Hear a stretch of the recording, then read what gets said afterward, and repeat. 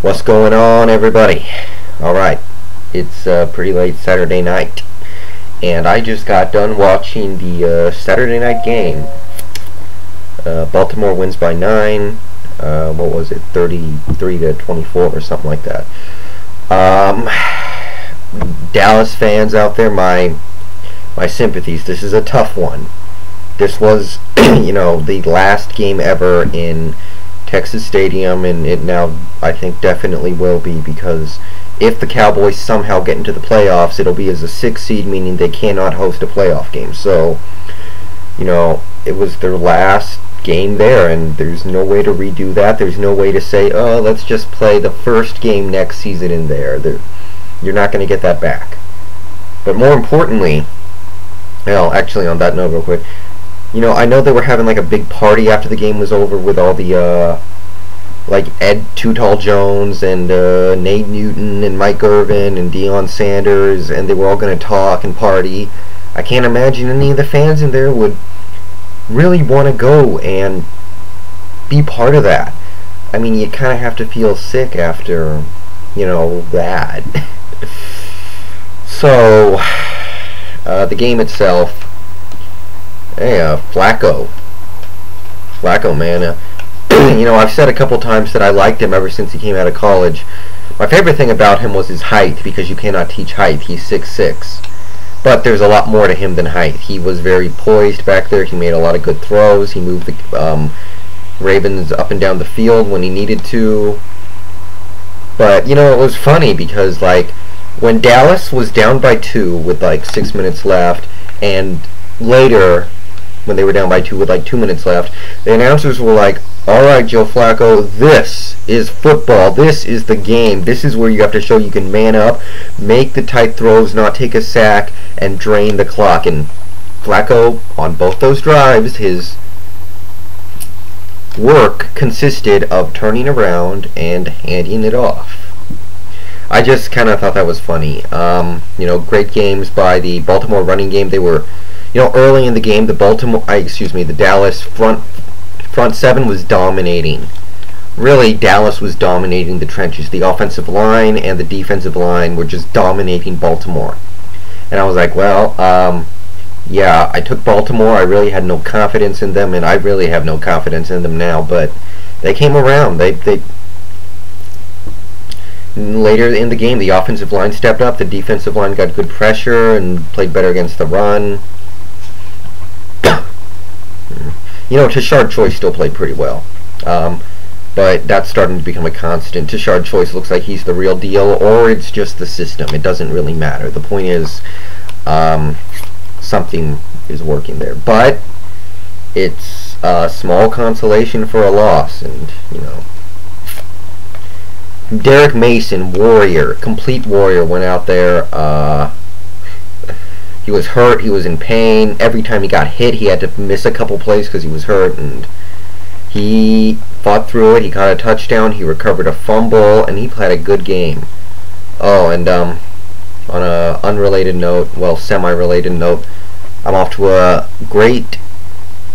another great day in fantasy for me. I have T.O. starting on one team, I have Derek Mason starting on another, so that's good. Plus, I benched Roy Williams because I'm sick of him being useless, and he was useless again, so, yeah. And, well, this might kill Dallas's playoff hopes, but we'll know more after tomorrow, so we'll talk about that then. Just a great game from Baltimore. Defense, for the most part, stepped it up. Offense got some things going when they needed to. Had those 2 clutch long runs, which were just, me and my dad were watching, and it was funny. I mean, we were all getting hyped up for a great finish that would come down to the end, and whoa, bye-bye. Yeah. Anyway, tomorrow, gambling with the Joker. Now, I have 8 different bets going tomorrow, a couple of parlays, so let's get to that real quick. My first bet, this is a parlay. I have the Saints and the over. The Saints are -7 against the Lions. Now, the way I see it, the Saints are going to open up their offense because they're pretty much out of the playoffs. I think they're eliminated entirely. So they're going to go all out. They're going to throw deep. They're going to run a lot of crazy plays and put up 40-plus points. They're going to just open up the passing attack, let Drew Brees gun for the record. Maybe Brees will throw for 500 yards, I don't know. But I think the Saints are really going to open up their defense against the Lions. And as a result, because the Lions' offense is okay with Calvin Johnson and the Saints' defense isn't that good, I think the Lions can score at least 30 or 20 points. Well, excuse me, not 30, 13, but I think they will find a way to get their points, and I think the sum of the totals will be greater than 50. So the Saints -7 and the over on 50. My next bet is Pittsburgh and -2.5 over Tennessee. Without Kyle Vanden Bosch and Albert Hainsworth, I don't know how Pittsburgh loses this game. That being said, at the same time, I can't see them. I think the worst case scenario is they win by 3. I think the worst case scenario is the game is tied and they kick a field goal to win it, in which case you would win. It's -2.5. So, excuse me. Yeah, I feel pretty good about that one. I got another parlay here. I don't feel too great about either of these things, so I just threw them together on a parlay and said, well, if it comes through, that's awesome. I have the Houston -7 over Oakland. Houston's really come alive the last few weeks. I don't think Vegas has completely caught up.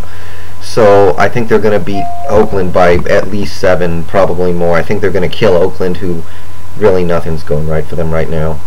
Andre Johnson versus Nnamdi Asomugha. That's going to be where things are decided. And either way, I think Houston wins in a blowout. Next, I have, Cincinnati +3 over Cleveland. Now, I think that Cleveland is going to win this game outright. Their defense is playing well. Cleveland has Ken Dorsey in.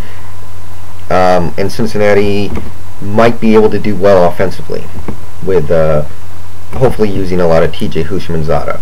But if Cleveland does win, which they are favored to do, we have a +3, meaning I think Cincinnati is going to win outright, but Cincinnati could lose and I could still win this bet foreseeably. So I will take this Bengals +3 over the Browns.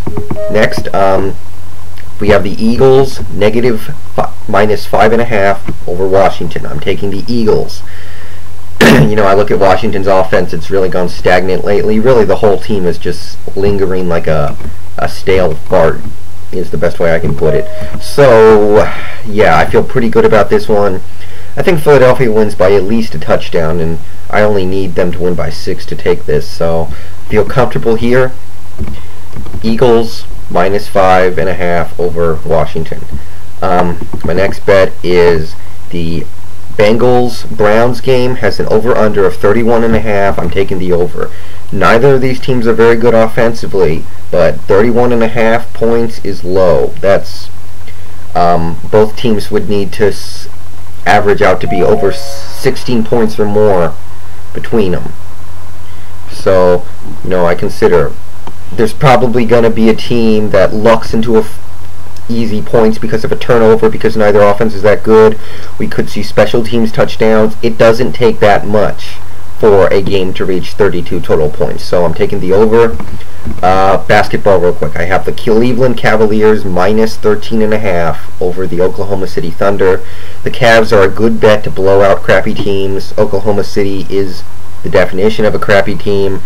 And even on the road, I have faith that Cleveland can win this game by 20, if not more. Okay, we have the Jets and the Seahawks. The over-under on total points is 42. I'm taking the under because I live up here. I know it is snowing. We got like, half a foot outside right now. It's snowing up in Seattle. It should still be snowing during the game, and if not, there's going to be snow on the field probably. Not favorable conditions. If you look at Seattle's offense, it's not that good. If you look at New York's offense, well, it should be good, but it really isn't. Plus, you have Brett Favre, 40-year-old guy playing in the cold. Yeah. I'm going to take the under on points at 42. And finally, back to the Redskins and the Eagles. The over-under on total points is 37. I think that's a little low. I'm taking the over. I think the Eagles are going to put up a fair share of points. I think they can score like at least 30. And I look at Washington. They're stagnant offensively, but I think they can maybe even just luck into a touchdown or two, put up enough points to push this over. So those are my bets for tomorrow. If the parlays work out, that's awesome. If not, I can still profit on the day. And I will see you guys after the action this week.